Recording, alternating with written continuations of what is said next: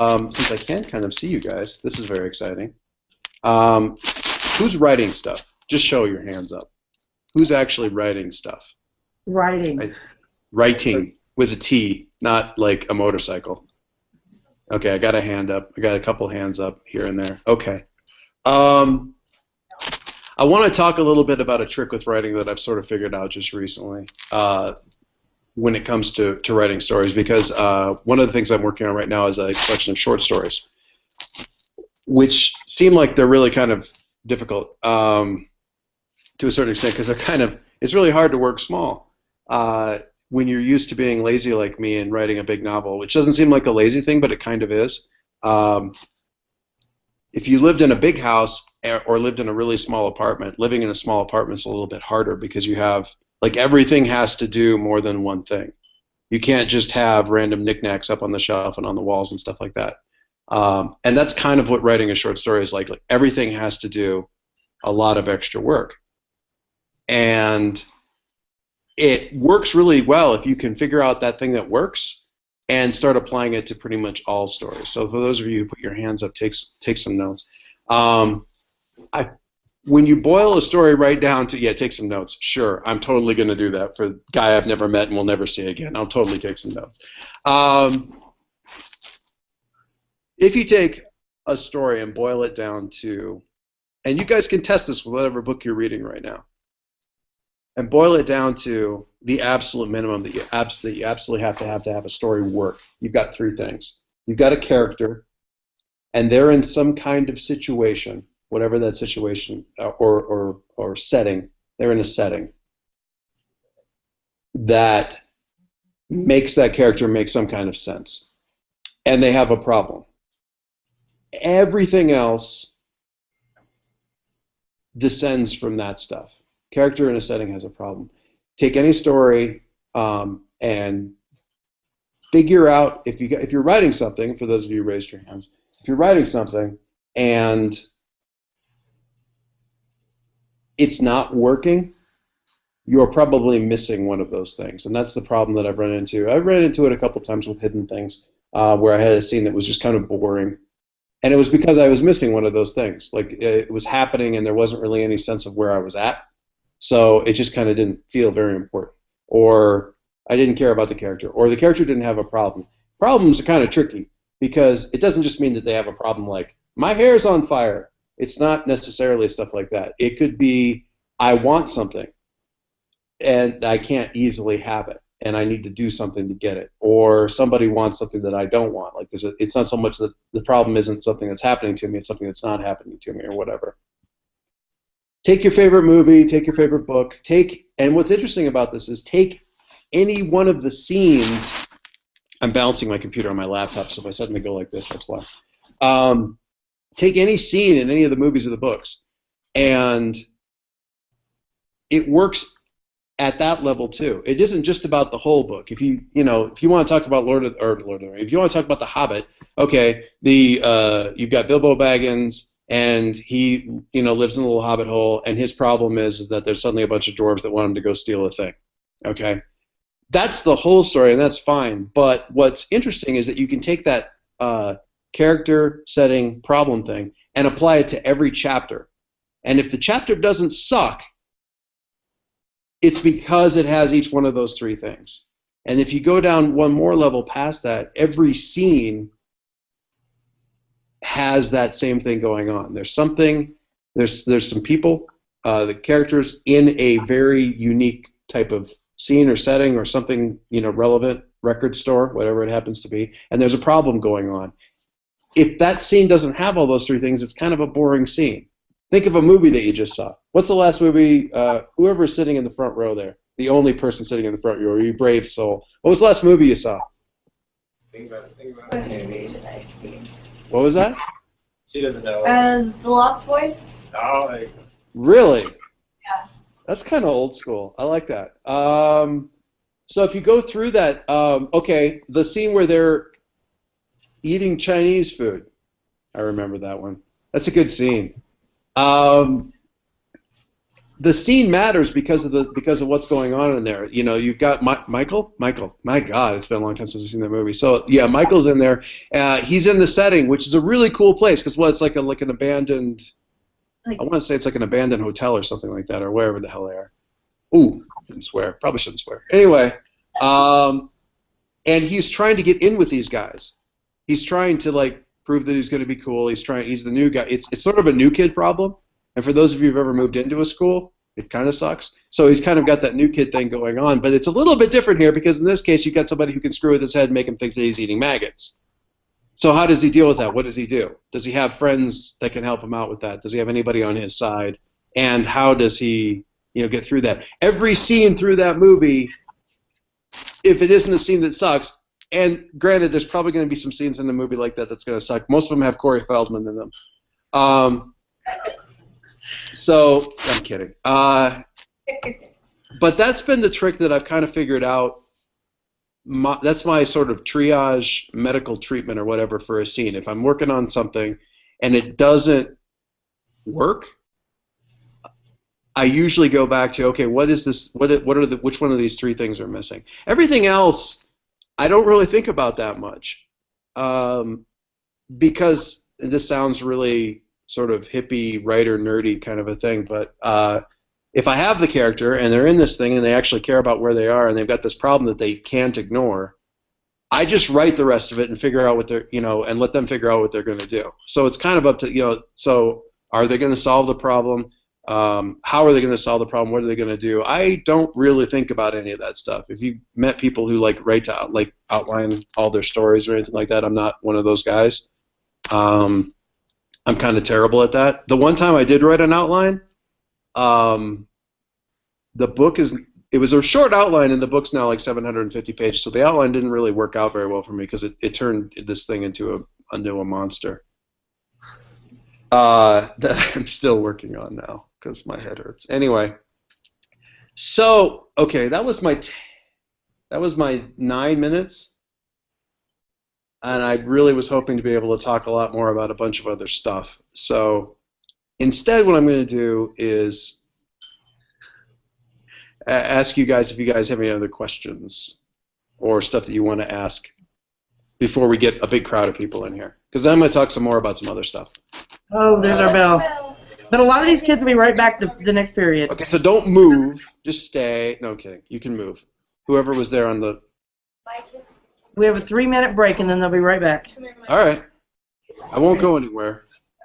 My kids come here.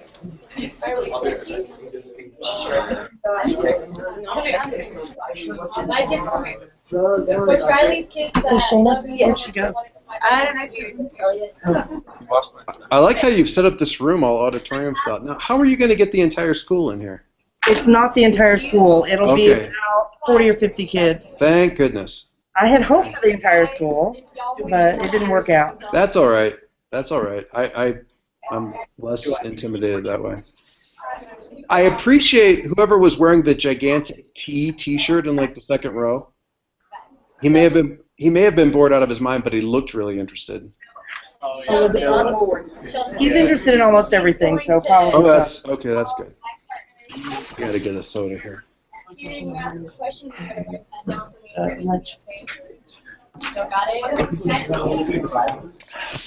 So, Edie, I'm sorry. Should I say Miss Gonzalez, or am I going to get you in trouble? To them, probably, but you can call me whatever you want. Okay. Is it okay if I read a thing from the book? Yeah, absolutely. Okay. I need to... A lot of the kids that were in here before have actually been reading it in class. I'm not sure whether they finished it, but they're pretty far into it, and they're loving it. So, and their teacher has read it, too. Okay, that's cool. So they'll be excited about that. I'll leave this here. All right, I'll get it. What? What? What's he asking? Yeah. I have to go get my Oh, Yeah. What? I have to go over here. I have to go get my kids. Okay, go get the kids. You can ask these kids. Michaela. Hey, look at it. Oh, wait, are we on the second? Go ask Dolly which you need help. All right, I got Miss Reed. I got this. Do you need my assistance? I'm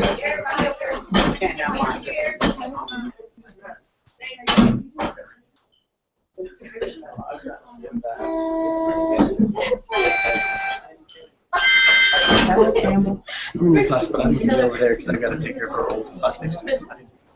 I saw you.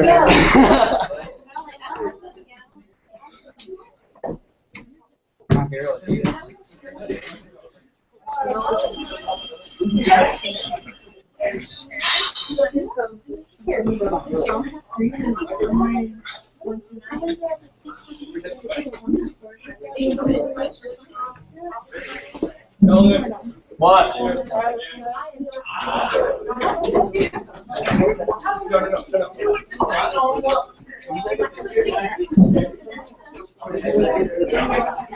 Guys, have a seat, please. We got other people coming in just a minute. Have a seat and keep the noise down, please. What's going on? You'll find out in just a minute. As soon as everybody's in there, I'll talk to you about it. And then you'll know. I think that should be good.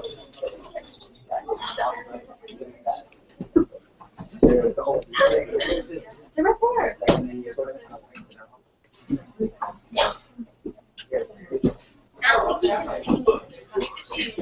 You can see. I tell you my experience. Am I sort of like a floating head just for everybody? Is that kind of how it works? Pretty much, pretty much. All right. We're on a large screen TV on the wall. Oh my God! Really? You're like Big Brother right now. That's terrifying. Okay. Awesome. I should make faces and just. No, your mom's the one that said I'll move the chairs. We're going to find out in just a minute. Have patience. Yeah. Sure. Yeah, absolutely. Fix this thing.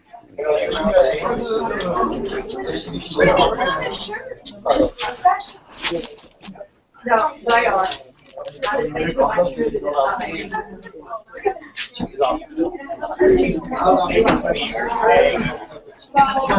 Not special.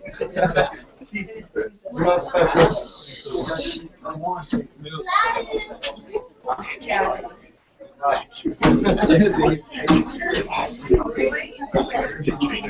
Hey, Philip, he gave you a compliment, by the way. He said whoever was sitting in the second row with the big t-shirt, he said he thought you looked awesome, but you looked bored. Don't worry, I wasn't bored. I'm back. This is interesting. And being serious, Kind of uneven.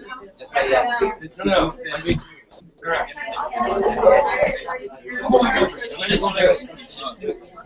want to go get these more. That's why I don't go there. It's not that big a deal.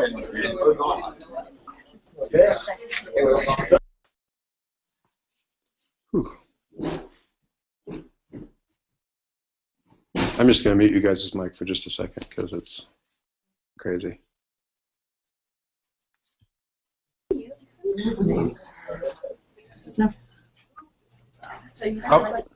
How are we doing? We got one more class coming. Okay.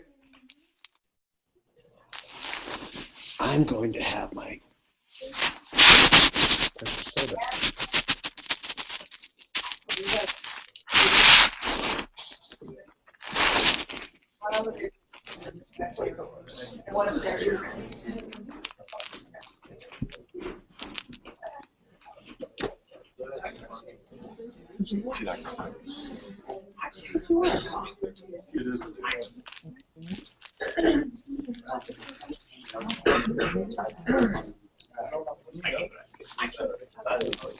Okay, we may or may not have another class, so we'll go ahead and get started. Okay. All right. All right, guys, listen to me. This is author. He wrote a book called Hidden Things, and he also writes other things. He writes blogs. He does a gaming blog, I think, correct? Yep. Yes. I read about Yep, I read about. My mic is working. My mic is working. Yeah, I read about MMOs and video games and tabletop games and all kinds of nerdy stuff. So he does all kinds of stuff, and he is here today on Google to talk about his book and about his other projects and maybe something else. I don't know what he has planned. So just listen carefully and participate as he asks you to. Okay? All right, go ahead. Okay, I'm going to talk about writing a little bit stuff too. Has anyone ever read a book that sucked? Yeah. All right, put your hands up. Come on, I want to see your hands go up. If you see, okay, all right. So here's my little mind-blowing statement. I'm going to start things off with. If you've read a book that you didn't like, and you can tell anybody why you didn't like it, you could write because you know about something in the story that didn't work or that was bad. If the story was boring, or if the characters were boring, or if the situation was stupid, or they just got everything wrong, like they wrote about West Texas and they got it all wrong. West Texas, right? Is that where you guys are? Yes. Unfortunately. Okay. Yeah. Okay. Whoever said that, I want you to understand that mindset is exactly where the hidden things. Here, that's where that came from. I grew up in eastern South Dakota, which is basically like western Texas, except there's more snow. But it's basically like, yeah, there's like 2 fun things to do, maybe 3, ever. And it's a really nice place to be from, but not necessarily a great place to be all the time. And that's kind of where this whole thing came from, where the first book came from. It actually started on a dare.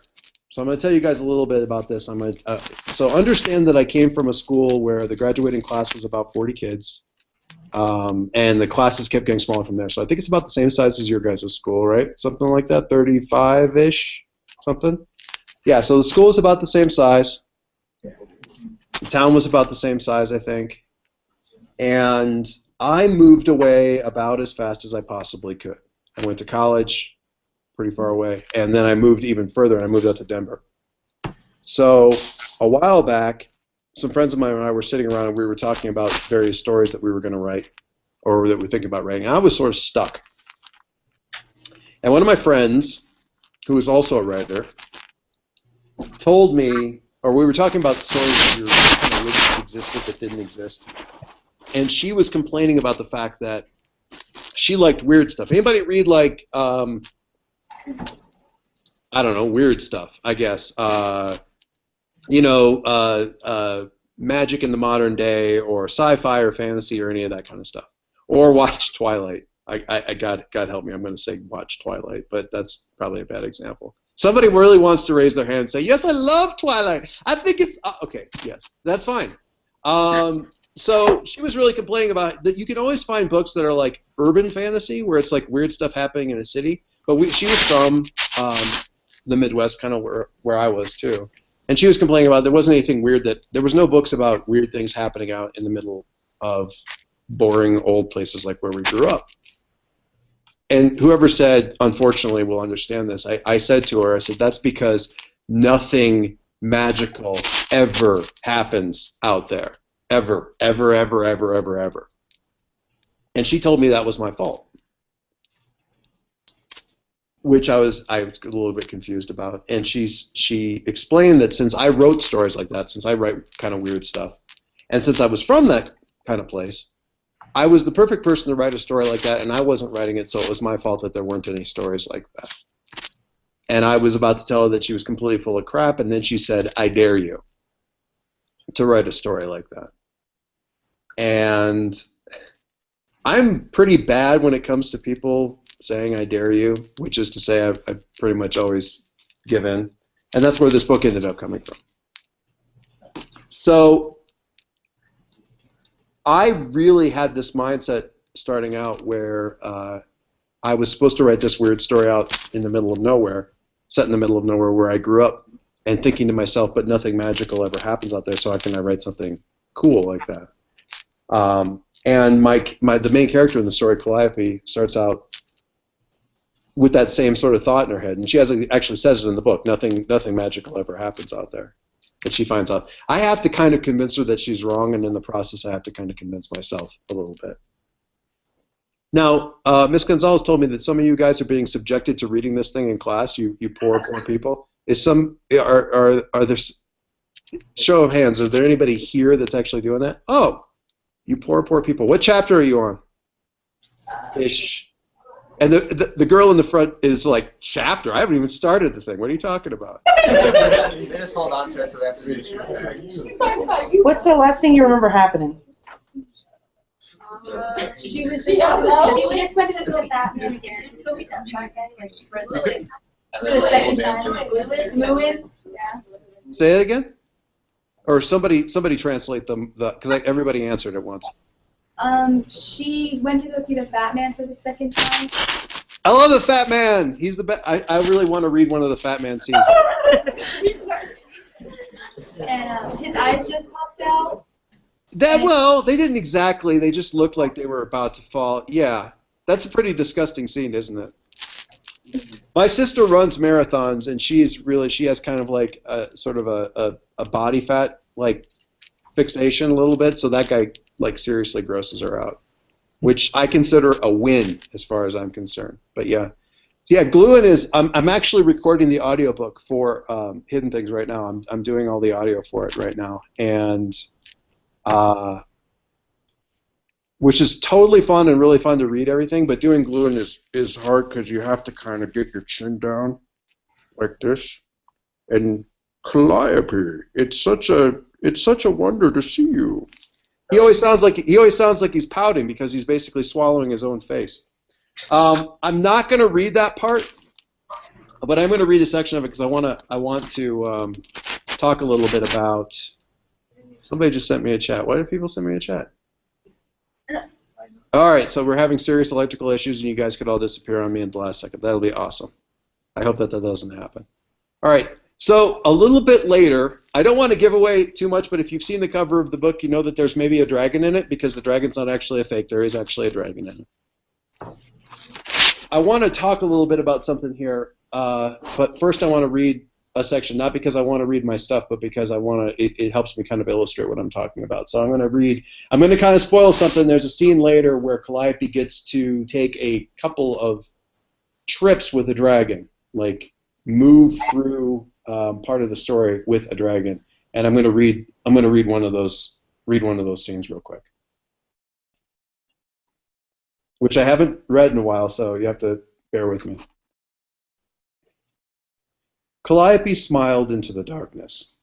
It's good to hear your voice again, Maka. I'm lucky to have such a fine traveling companion for the end of my little quest. Yes, Maka replied after an odd hesitation. We are sure it is an honor for you. There was another short pause. Shall we fly tonight, Calliope? Truly fly? Something tightened in Calliope's chest even as she felt Vicus grip her arm. That sounds amazing, Maka. Please. The night before, Vicus had explained that the practice of staying close to the ground, flying close to the ground, was useful for camouflage as well as hunting. Dragons paid a price in liberty in order to move virtually undetected. Until Maka leapt into the sky that night, Calliope had had no idea how great a price it had been. The first rush of cold air and speed and distance and motion tore a whoop out of her that could have been heard clearly back at the farm, and washed away the stress and worry of the day as though it had never been. In some ways, it was the same as the night before. The heat from Maka's body, more than enough to warm the air around them even as they flew, didn't burn them. The strange texture of the scales, like fine sandpaper, and so unlike the smooth, frictionless skin of a reptile, seemed to cling to them and hold them in place. Even so, Calliope suspected something extra had to be keeping them from falling.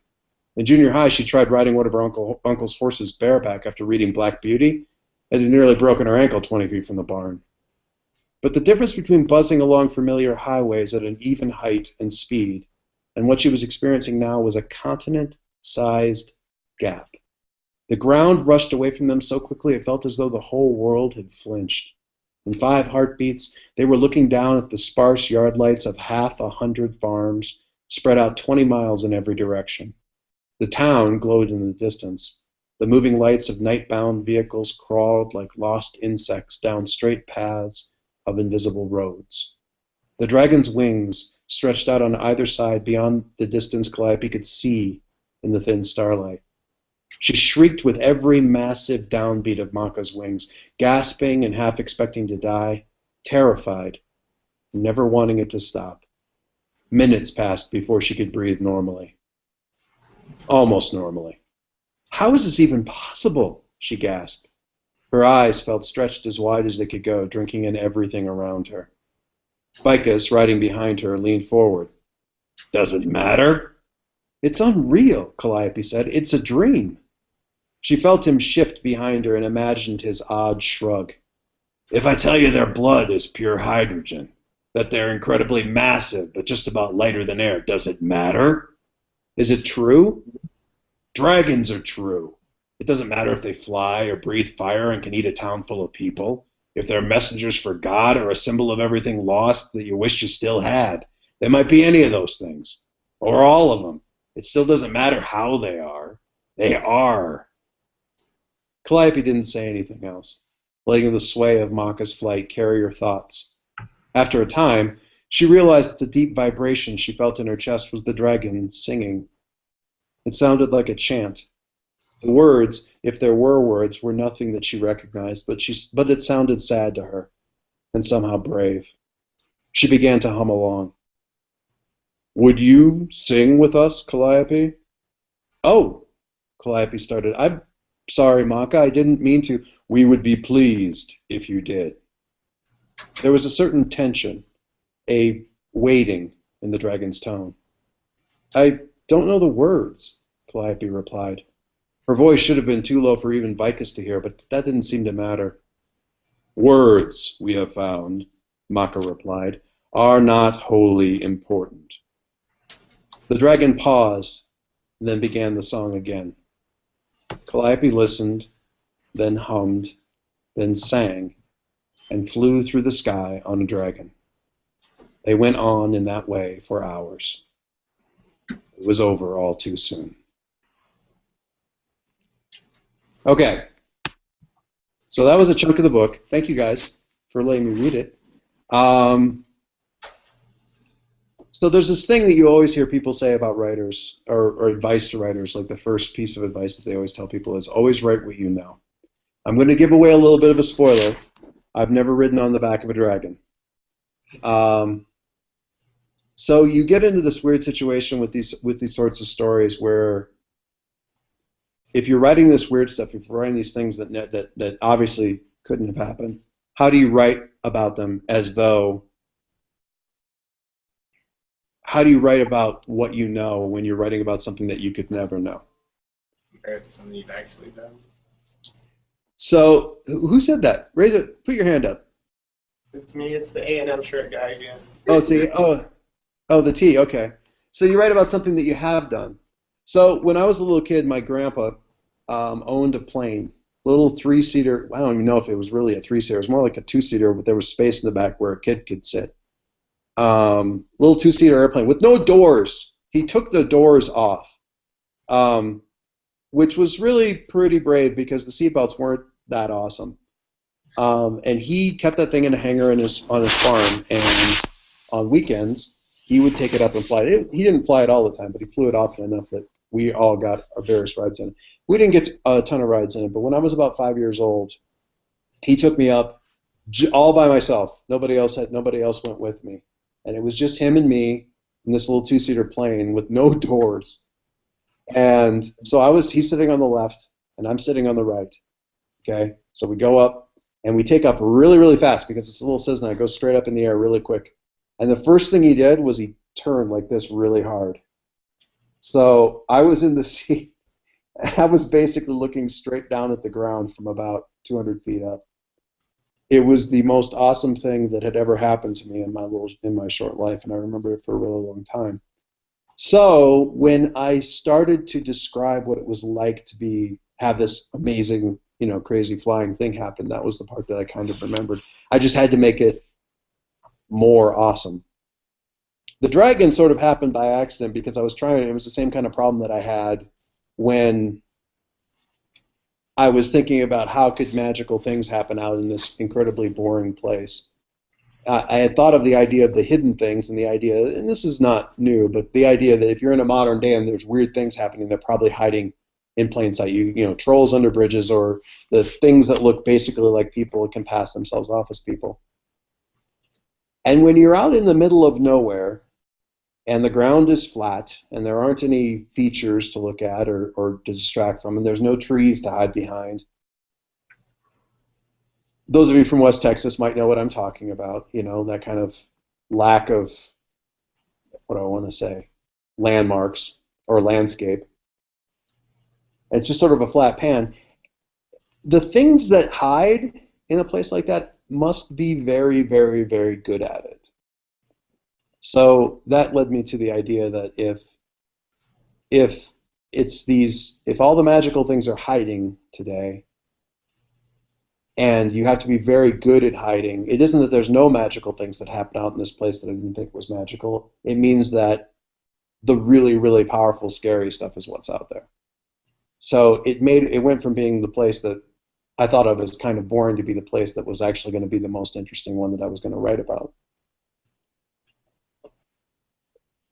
And then it was just a matter of me writing about the stuff that I'd experienced my whole life when I was living there and making it into something new. And trying to remember it. Everybody pays attention to the things that happen around them, or notice when interesting things or kind of noteworthy things happen. The only difference between regular people and writers is that writers notice when we're doing it. So you kind of make notes about things and play interesting sort of what if games about them. I showed some of the people. I'm going to have to plug in my power here pretty soon, but I'm going to move around here. So this was my morning before I came in here to talk to you guys. I was out, if you believe this, shoveling my walk because it was, 75 degrees yesterday, and now it's a blizzard today. And it's going to be 80 degrees tomorrow, which sounds really interesting and cool and fun and whatever, but it's more interesting to me to think about, like, what if the reason for that wasn't normal? What if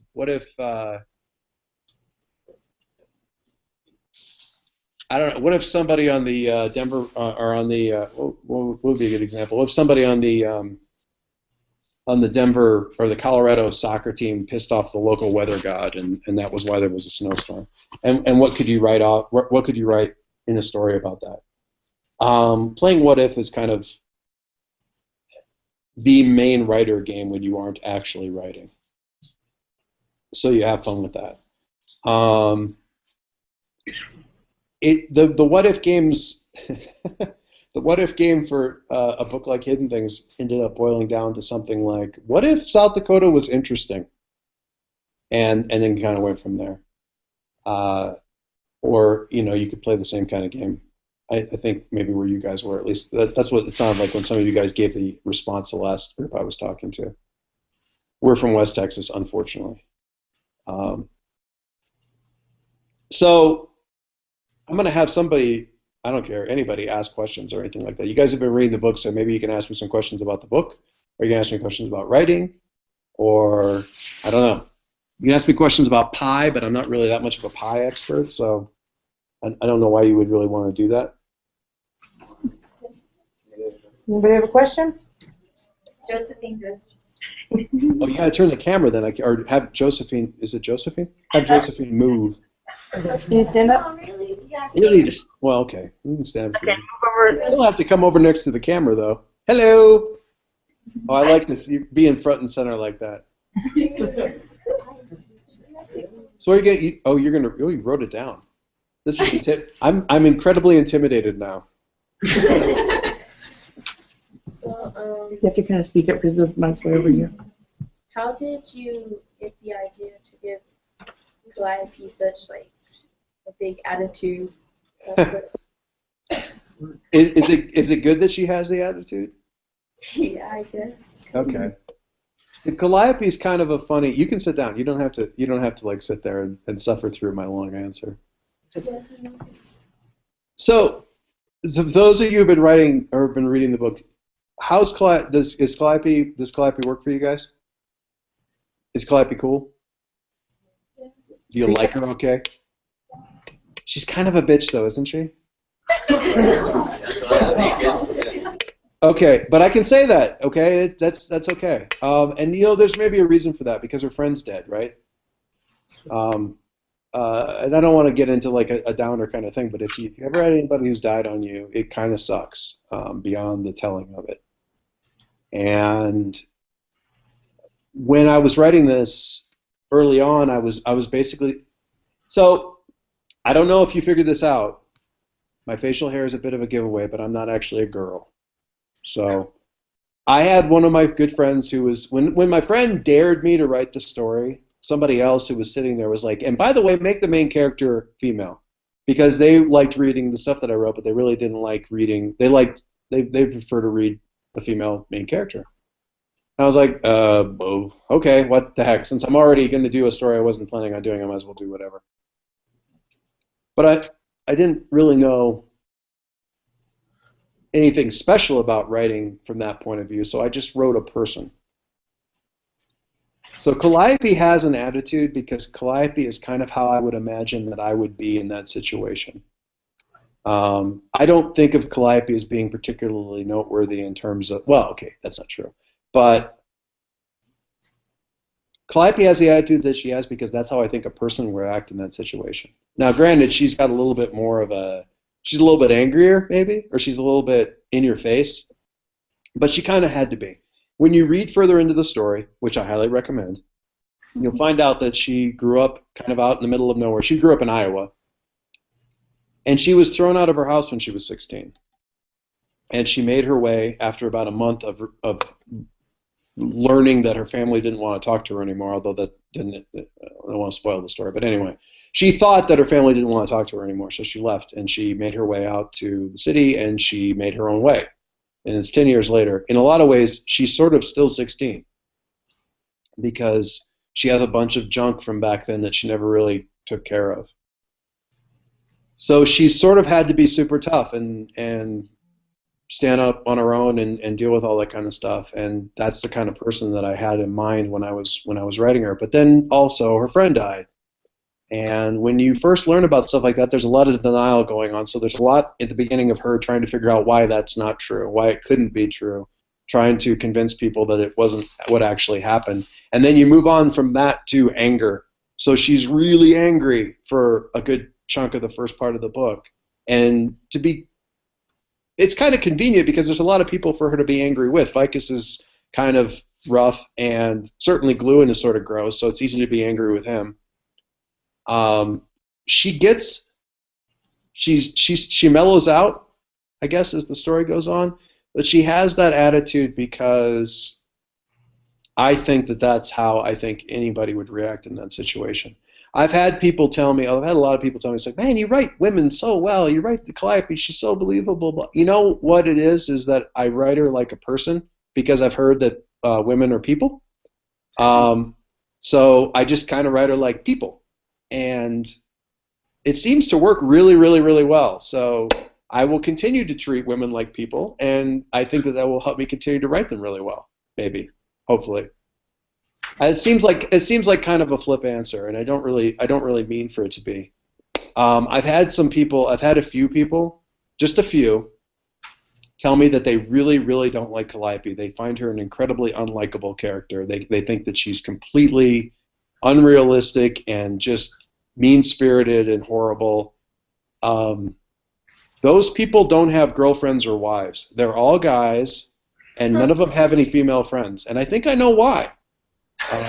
They don't really expect someone like Calliope to act like a regular person, and maybe they don't expect anybody of that gender to act like a person. And I don't tell them that because I don't want to get punched, but I kind of think that's what it is. Generally speaking, anybody that looks at her,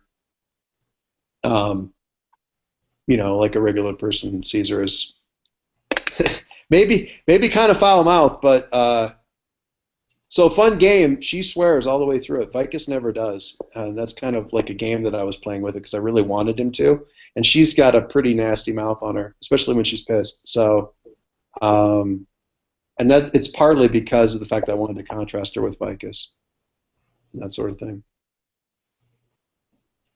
Did that cause anybody else to have a question? Somebody's holding a sheet of paper. Oh, hello. Oh, okay. So we have a sheet of paper and a hand. Sheet of paper goes first because they don't have to walk as far. What's your name? In the front row with the sheet of paper. Brittany. Brittany, what's your question? You guys wrote stuff down. Oh, I see another hand back there. We have questions. I love it. When the detective calls Calliope and he says these disappearances have happened before, does he actually know what's going on and not the hidden thing? He's just trying to hint her on to keep going. Well, that's a good. It wasn't. I think the person that said that these things have happened before, that was actually Vicus. Who it matters because Vicus is sort of tied into all this weird stuff. So there's a couple of reasons why he tells her this. He tells her this because he wants her to take her seriously, and so far she hasn't taken Vicus very seriously. The first time she met him, she kicked him in the chest, right? The second time she met him, she tear gassed him, which is that label that she reads off the can is an actual like can of tear gas that I had at the time, like the spray kind. I just wrote the label down because I was lazy and I didn't want to look it up. So she hasn't been treating him like somebody with valuable information. She's been treating him as she's been treating him like a mugger. So he partly says it because of that. He also partly says it because it's true. The story that you end up reading about, well, one of the stories in the book is about these hidden things and how every so often they need to interact with people. Even though they hide away from the rest of the world, they need to interact with people to sort of inject life into their existence. They need to kind of refresh themselves. And that sounds all really whatever weird magic-y kind of crap, but the idea of it is this, is that you can't just be stagnant and you can't just be stagnant and not change, because if you're living through your life and not changing and not doing anything and just staying exactly the way you are all the time, you might as well be dead. That was the idea in the back of my head with that. And what you can do with kind of weird ideas like this, like weird magic and stuff like that, is you can take a normal idea that you shouldn't be stagnant and you should go out and do something, which if it were in like a sports novel would be like trying to drag somebody out and getting them to do like softball or something, I don't know. In a magic book, in a book like this, it's instead like you get these weird sort of ritualistic things.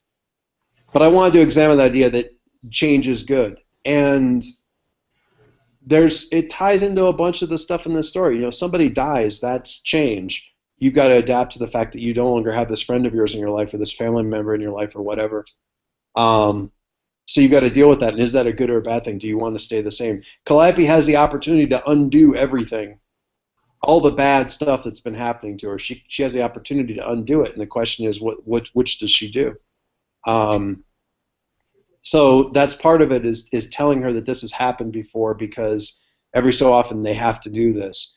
The main bad guy, I guess, that's not really that doesn't work. Mikey, the creepy little kid who sort of kills Josh at the beginning of the story, is the last person who went on this kind of journey like Calliope did.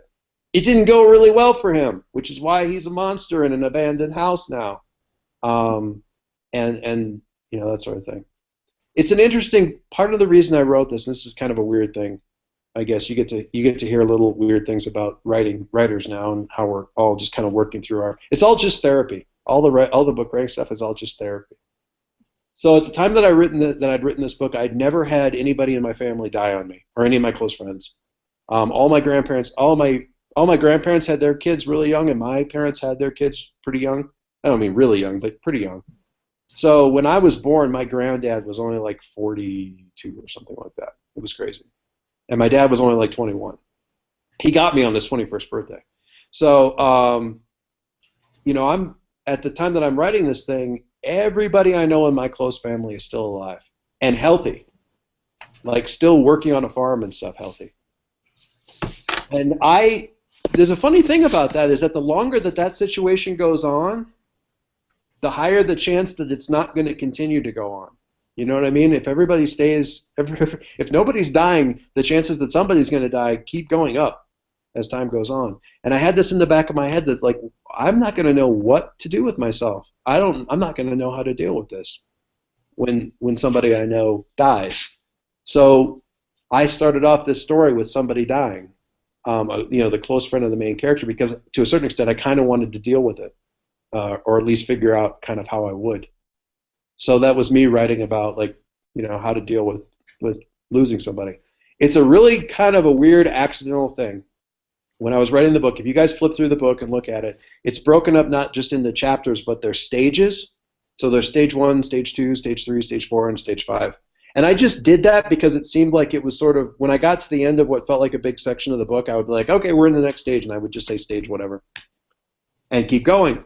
Because I was writing it over the course of like 1 month. I wrote the whole book in like 30 days for a thing called National Novel Writing Month a couple of years ago. Anyway, afterwards when I was looking at it, I said, it'd be really cool is since somebody died and she's sort of mourning and working through the mourning process, it'd be kind of cool to see her go through the 5 stages of grief and sort of tie it into that. And I went back and started looking at the story. And I realized that where I had marked the stages and where the different sections of the story started were the stages of grief already. Like stage 1 is the first stage. And all through stage 1, she's denying that any of this stuff is happening. And then all through stage 2, which is the stage that you guys are in, it's the anger stage, which is why she's acting like such a pain in the butt. That's why she's like yelling at everybody. Stage 3, for those of you who haven't, like, I don't know, had to read that for science, for sociology or something like that, stage 3 of the grieving process is supposed to be bargaining. I think just about the very first sentence in stage 3 is somebody saying to Calliope, I'm going to make you a deal. And the entire 3rd stage is her making deals with various people. I didn't do this on purpose. I want to say this. It's kind of important because if I had done it on purpose, I would be a complete hack because it's kind of lame. I did it by accident because I was writing about somebody who was kind of dealing with grief, and it just kind of came out that way. But that's sort of where kind of it came from. And so, I don't know, going back to the original question, which I really tangented off of, he does that kind of thing to kind of establish his bona fides, so to speak, to say that he actually knows what's going on here, but it's also kind of to give her some context of the thing and say, this is bigger than what you think it is. It isn't just you, it isn't just Josh, it isn't just me, it's a bigger thing. And you need to treat it like a bigger thing and take it more seriously than you are. Cool. There were some hands up in the back. Pick one. Somebody stand up and talk. Sebastian. Go, go, go. Where'd you get your name from? Where did I get my name from? Okay. No, The that's character names. what's that? The character names. Oh, where did I get the character names from? I thought you were going to ask me where I got mine from. Mine was a dude that my dad knew in college. Yeah. Mine was a dude that my dad knew in college that he didn't like very much, but he thought the name was cool. They weren't like friends or anything. Like apparently he knocked him down a flight of stairs at one point in time. He was kind of a jerk, so he didn't like him, but he liked the name. Anyway, names from the book. Miss Gonzalez could tell you where I got the name for the dragon because there's a bit in here where she's told when she travels out to the Midwest she's supposed to stay close to the earth, and Maka is the Lakota word for earth, and is the name that the Native Americans gave the dragon back in the day, or that's kind of what he says. Calliope was just a name that I've always really liked for a name, and I kind of wanted to use it, but she's a musical character. The fact that she used to sing, that she's in a band, that she has a real gift for it matters. And a Calliope, I don't know if it's a musical instrument that if you've ever heard like the music that plays when a merry-go-round goes around, that's a Calliope. It's also the mother of Orpheus. It's one of the muses from Greek myth that inspire creators to create. And it has a lot of different meanings, and that's kind of why I sort of went with that. Vicus is just a name that I made up. And the thing that I like about it is that it can be said lots of different ways. So some people call it Vicus because they like that they can abbreviate his name Vic. They're like, hey Vic, what are you doing? Why do you look like a clown? What's up? Kind of thing. And sort of all the way through that, there's a Gluin was. It just sounded like a really gross sort of fat name. Maybe I started with glucose, and I just changed it. So that's where Gluin came from. He's named the Fat Man. A lot of people call him the Fat Man because I kind of got the idea for it from reading the Maltese Falcon a long, long, long time ago. And there's a character in there that they refer to as the Fat Man.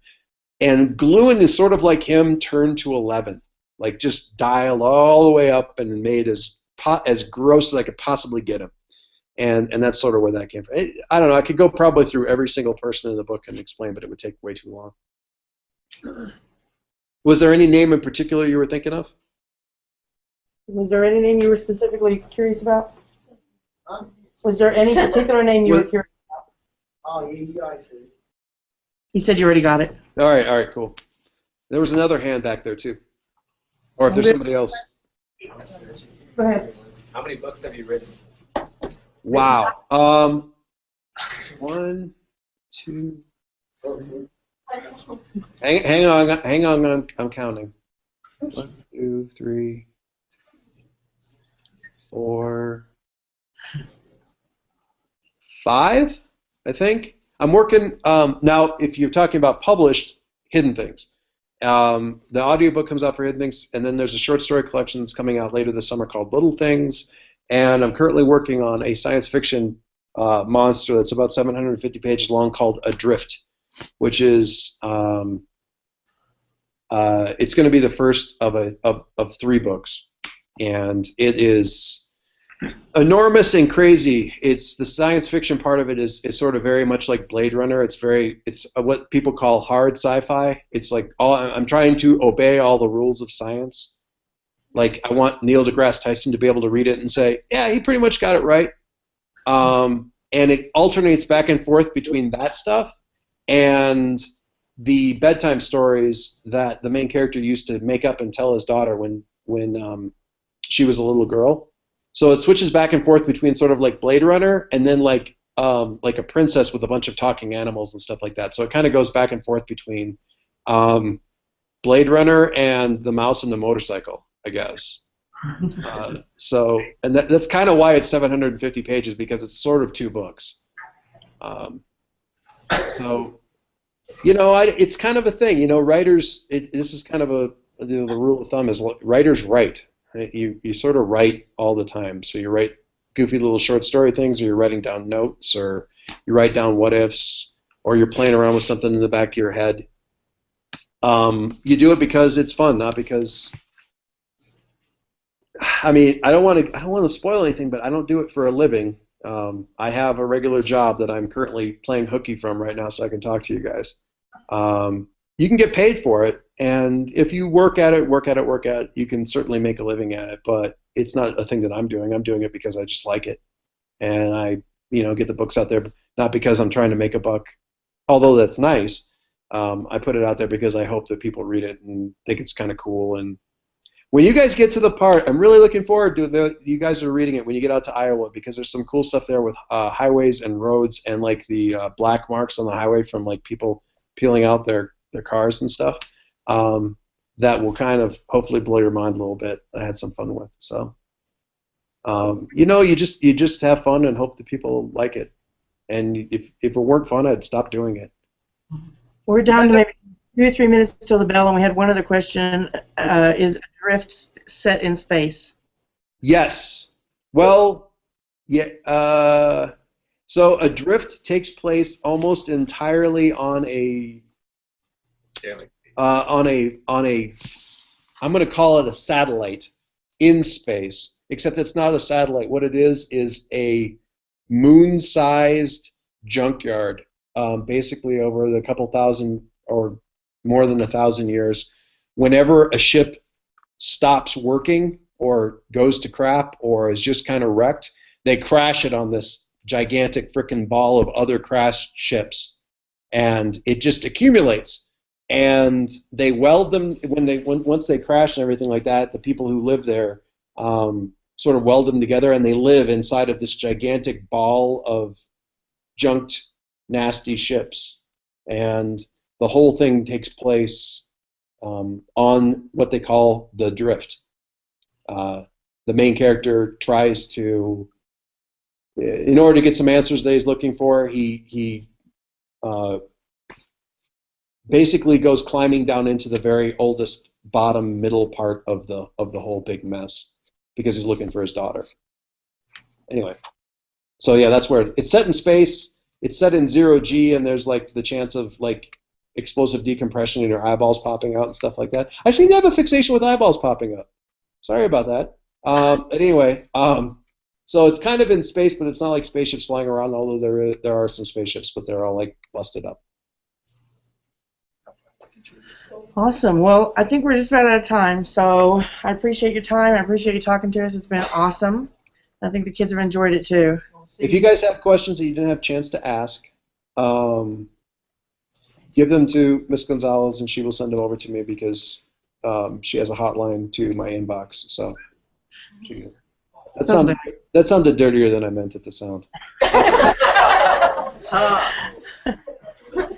All right. Thank you very much. No problem. Finish the book, guys. Tell me what you think. And you get done, and you think it sucks, or you think it doesn't suck, or whatever. You had another question, send it over through Miss Gonzalez. And have a great summer. You guys are almost done with school, so yay. Yay. See you guys. Go on, get Skitter. Find like to find out the release date of it. What's his last name? Miss Gross class, just hang out. We'll just wait till the bell because most of you brought your stuff with you. What is his